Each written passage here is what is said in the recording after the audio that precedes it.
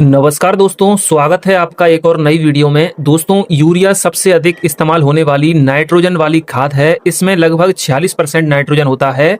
धान की फसल में नाइट्रोजन की पूर्ति के लिए हमारे अधिकतर किसान भाई यूरिया फर्टिलाइजर का उपयोग करते हैं, क्योंकि यह फर्टिलाइजर सस्ता है और बहुत शानदार रिजल्ट निकाल कर देता है। लेकिन इस साल यूरिया फर्टिलाइजर किसानों को कम उपलब्ध हो पा रहा है, जिस कारण से हम इसका ज़्यादा उपयोग नहीं कर सकते। तो आपको कम यूरिया में, कम नाइट्रोजन में अधिक से अधिक पैदावार लेनी होगी और आपको उसके लिए बिल्कुल सही तरीके से यूरिया फर्टिलाइजर का प्रयोग करना होगा। और वीडियो के लास्ट में मैं आपको एक ऐसी खाद बताऊंगा, अगर आप उस खाद को यूरिया फर्टिलाइजर के साथ मिलाकर उपयोग करते हो तो कम यूरिया में भी आपको अच्छा रिजल्ट आपको देखने के लिए मिलेगा। कहने का मतलब ये है मेरा कि अगर आप उस खाद को यूरिया फर्टिलाइजर के साथ मिलाकर उपयोग करते हो तो यूरिया की जो ताकत है वो दोगुनी हो जाएगी। मेरे प्यारे किसान साथियों, आज की इस वीडियो में मैं आपको वैज्ञानिक तरीके से बताऊंगा कि धान में यूरिया कब डालनी चाहिए, कितनी डालनी चाहिए और किस तरीके से डालनी चाहिए, ताकि हम अच्छे से अच्छा रिजल्ट ले सकें। सबसे पहले तो आप ये समझो कि यूरिया फर्टिलाइजर धान की फसल में करता क्या है।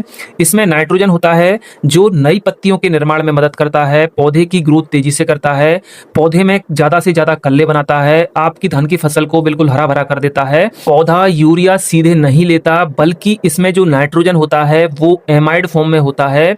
जब आप यूरिया को मिट्टी में डालते हो तो मिट्टी में एक एंजाइम होता है, यूरिएज एंजाइम। ये क्या करता है, ये सबसे पहले यूरिया में नाइट्रोजन है उसको सबसे पहले अमोनिया में तोड़ता है, अमोनिया से तोड़ने के बाद अमोनियम में तोड़ेगा, अमोनियम से तोड़ने के बाद नाइट्राइट में तोड़ेगा, नाइट्राइट से तोड़ने के बाद नाइट्रेट में तोड़ेगा। तो नाइट्रेट में जब ये जो नाइट्रोजन टूट जाता है तब पौधा इसे आसानी से अवशोषित कर लेता है। वैसे जो धान की फसल है ये अमोनियम फॉर्म में भी और नाइट्रेट फॉर्म में भी, दोनों ही रूपों में जो धान का पौधा है वो नाइट्रोजन को ले सकता है। वीडियो अगर आपको थोड़ा भी पसंद आए तो वीडियो को लाइक कर देना, चैनल को सब्सक्राइब कर लेना और वीडियो को ज्यादा से ज्यादा हमारे अन्य दूसरे किसान भाइयों तक शेयर कर देना। किसान साथियों, सबसे पहले हम बात कर लेते हैं कि धान की फसल में यूरिया हमें कब कब देनी चाहिए। तो धान की फसल में जो यूरिया है मुख्य रूप से 3 बार दी जाती है। सबसे पहला है धान रोपाई के लगभग 10 से 12 दिन के बाद में। इस समय पर जो पौधा रहता है वो अपनी जड़ें मिट्टी में अच्छी तरीके से व्यवस्थित कर लेता है, वो इस समय पर तैयार रहता है पोषक तत्वों का अवशोषण करने के लिए। ये समय सबसे ज्यादा इंपॉर्टेंट रहता है किसान साथियों। बात करें अगर हम डोज की तो इस समय पर आपको जो डोज है वो लगभग 1 बैग प्रति एकड़ लेनी है। बात करें अगर हम दूसरी यूरिया की तो धान रोपाई के लगभग 25 से 30 दिन के बाद में आपको दूसरी यूरिया देनी है। ये सबसे इंपॉर्टेंट स्टेज होती है।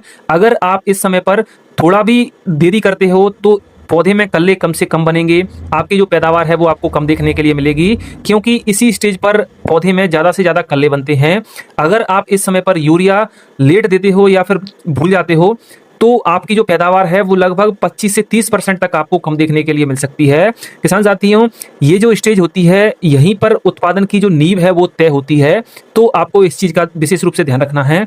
बात करें अगर हम डोज की तो इस स्टेज पर आपको 35 से 40 किलोग्राम प्रति एकड़ यूरिया लेनी है। तीसरी यूरिया की अगर मैं बात करूं तो धान रोपाई के लगभग 45 से 50 दिन के बाद में आपको तीसरी यूरिया देनी है।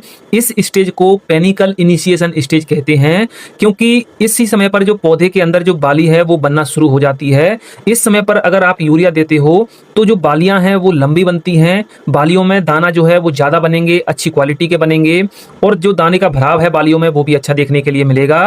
किसान साथियों, मैंने आपको जो समय बताया है वो वैरायटी के हिसाब से 2-4 दिन आगे पीछे हो सकता है। जैसे आपने अगर कम अवधि की वैरायटी लगाई है या आपने लंबी अवधि की वैरायटी लगाई है तो 4-5 दिन आपको आगे पीछे थोड़ा मैनेज करके चलना पड़ेगा। मेरे प्यारे किसान साथियों, तो आपको इस चीज का विशेष रूप से ध्यान रखना है। अब हम बात कर लेते हैं उस जादुई खाद की। अगर आप उस खाद को यूरिया के साथ मिलाकर उपयोग करते हो तो यूरिया की ताकत दोगुनी हो जाएगी। तो वो खाद है सल्फर 90% WDG फॉर्म वाली। इसकी जो डोज है आपको 4 किलोग्राम प्रति एकड़ लेनी है। किसान साथियों, अगर आप इस खाद को यूरिया के साथ मिलाते हो तो जो खाद की जो इफिशियंसी है वो बढ़ जाएगी। जब आप इन खादों को यूरिया के साथ मिलाकर उपयोग करते हो तो आपको कुछ बातों का विशेष रूप से ध्यान रखना है कि आपका जो धान वाला खेत है उसमें जो पानी का लेवल है वो लगभग 2 से 3 सेंटीमीटर होना चाहिए। और आपको ध्यान रखना है कि जब आप इन खादों को खेत में डालें तो खाद डालने के तुरंत बाद या 2-3 घंटे बाद बारिश नहीं होनी चाहिए। अगर बारिश हो जाती है तो इसका जो रिजल्ट है वो कम देखने के लिए मिलेगा।